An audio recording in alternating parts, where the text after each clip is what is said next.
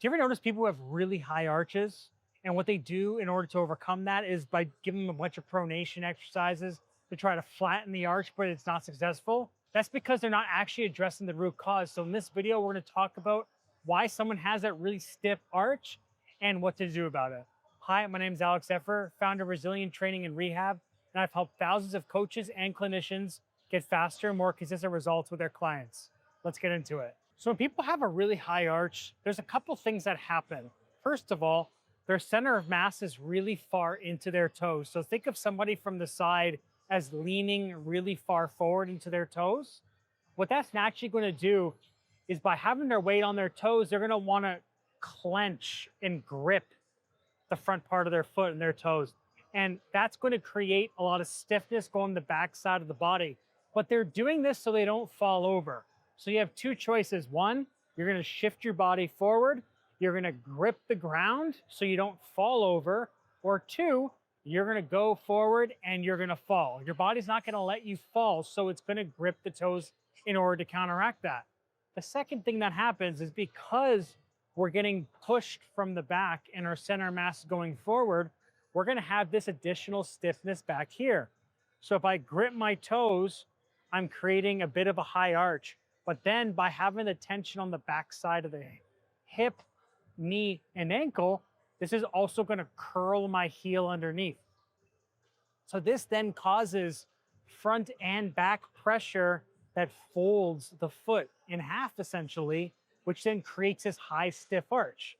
And so by doing exercises where you put a towel here and trying to smash the foot into the ground, it's not going to do anything because you don't have space in the front or the back of the ankle to be able to do those drills. So in order to overcome this, we have to first think about how we can reduce the push from the top and then how we can integrate our foot to try to pronate and bring the arch down in a way that isn't hitting a wall of tissue. Let's talk about these exercises. So for this first exercise, we're going to focus on bringing the center of gravity back and opening up the backside part of the hips and the back. And by doing this, we're going to have our feet planted. And now, because you have the high arch, some people may have a hard time doing this. So we can always elevate the toes on something. In fact, I prefer you elevating the toes. But what the cable is going to do is going to pull your shoulder blades apart. It's also going to start to open up the back, which, as I said, the back is going to push you forward, which then causes your toes to crunch. So what we could end up by doing is we could have the cables lightly pull us. We're going to take a big breath out. As we breathe out, we're going to push ourselves back. And as we go back, we're going to stop as soon as our lowest part of our rib cage touches the ground. Then I'm going to take a big breath in, again, allowing the cable to pull me. When I breathe out, the cable is going to pull me up. So by going back, I open up my back. By going up, I start to open up the front part of my body, which naturally decompresses the pelvis, rib cage, as well as the ankle by reinforcing that center of mass from going backwards. So the next exercise is going to be this warrior cable lunge. Now, the great thing about this exercise is because these people who have the foot really rolled out, they're going to have hips that are also going to be turned out, and everything is going to be basically splaying out into external rotation. And so what this does is this puts them into the range they have access to, because if you put them into a split squat, their foot's also going to be rolling out. But if I open up their stance, they're going to be now more on the inside part of their foot.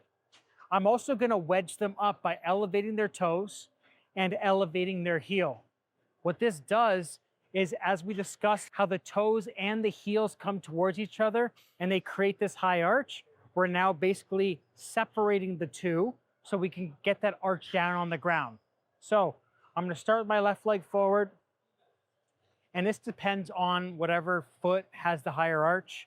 I'm going to get into a position where my knee can be in line with my second and fourth toe, and same thing with my back leg. If there's too much tension and I really have to force the knee out, I'm not in the right position. So for me, this is a good position. I'm going to have the cable go across my body as my sternum faces forward. I'm then going to crouch down a little bit, and as I breathe out, I'm going to push off this right leg and bring my weight forward onto my left, keeping heel heavy. If you go towards your toes, you may feel a little bit of tension around the knee. We need to be focusing on the heel so that we get that glute. Then I'm gonna take a big breath in, breathe out, push off the left leg, go onto the right. Breathe in, push, breathe out, push. So I'm just shifting back and forth, the small range of motion, so I'm able to stay within the hips versus if I were to go excessively, then I'm just moving my pelvis all over the place and I'm not going to get that change through the foot that I'm looking for. So for the third exercise, we're going to talk about the crossover step up.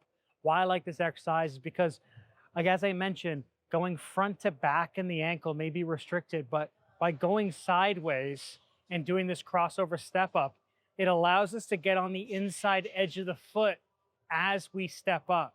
So in a split squat position, when we need that front to back, it may be difficult because we don't have the hip mobility, but by going laterally, we get to stay on that inside edge of the foot. So it's almost like I'm body checking myself away from this right leg. I'm pushing into the wall with this left shoulder. So I'm going on the inside edge of the foot and then I'm pushing off. Again, assume that this right foot has the higher arch. It allows me to roll in and then push off, that pronation that I want.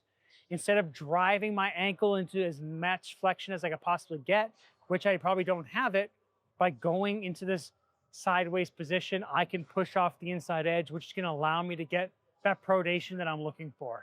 In this video, we talked about why the high arch happens. We broke down a little bit of some of the mechanics as well as some exercises in order to improve it. Of course, this is not going to work for everybody, but understanding these principles are going to be the key in order to restoring that foot position.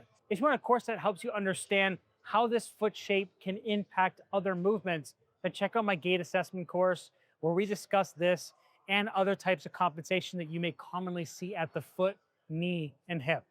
Thanks so much for listening. Don't forget to like, save, subscribe. I'll see you next time.